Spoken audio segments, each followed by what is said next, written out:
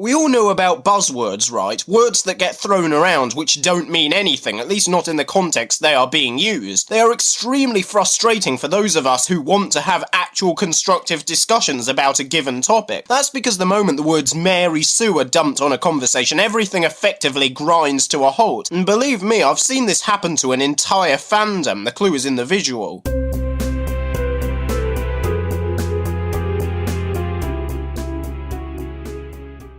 There are a few of us in the MLP community, myself included. Lily Pete is another example, for all her flaws, who have very sharp analytical minds. And when we've taken the time to construct a deep, thoughtful argument backed up by logical reasoning, it is almost an insult to have the phrase Mary Sue thrown in front of us. The only way to respond in these situations is to tell the other party to backtrack and explain what they mean, in which case one of two things will normally happen. Either they will trip over because they have no argument to begin with, or they will reply with something far more nuanced and substantial, making their initial use of the buzzword redundant. This is good because either way something has been learned, which is what tends to happen once actual discourse is allowed to take place. See, a lot of people treat opinions the wrong way. They go into battle with them like metaphorical swords. Along with them come an array of broad labels and buzzwords: leftist, feminazi, and the worst of all, social justice warrior. All they serve to do is to widen the divide, turning one side of the debate into a straw man villain. And how can you take anything another party says seriously if you believe they are the literal Antichrist? This is how polarised political ideologies form that have no value whatsoever because they only exist to contradict another arbitrary set of beliefs. If we are to build a more effective model for discourse, we need to understand how opinions work. Opinions are formed by taking knowledge and logical reasoning and adding a subjective twist. Two individuals may look at the same data and the same argument and draw different conclusions.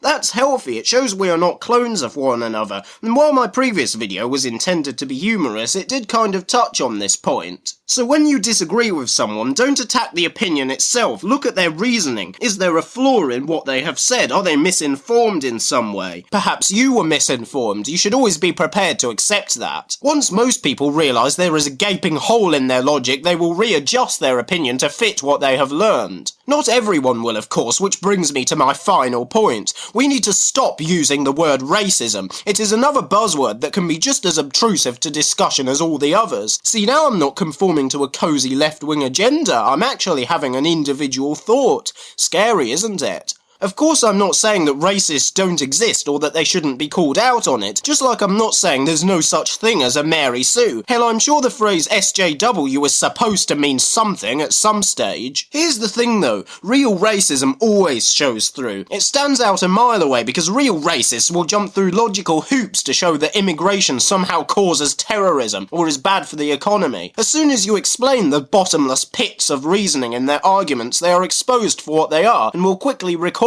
from further discussion. The danger is that misinformed, non-racist individuals will start believing what they hear, and that's why racist arguments need to be deconstructed at every turn. Branding someone a racist does not do this, it only widens the divide, further convincing the other person they are correct in their beliefs. And if we are having to rely on an empty buzzword to put down their argument, perhaps they have a point. On the flip side, if you have such a flawless explanation of why they are ignorant or misinformed, use it. Don't just call them a racist, and remember, no matter how wrong you think someone is, there might be something you can learn from them. Case in point, the UK far right-wing political group Britain First once wanted to make a law banning use of the word racism. While the idea in itself is utterly moronic and absurd, buried in the sentiment is something we can all learn about how to have healthier, more constructive discussions. I'm Midnight, and I'll see you next time.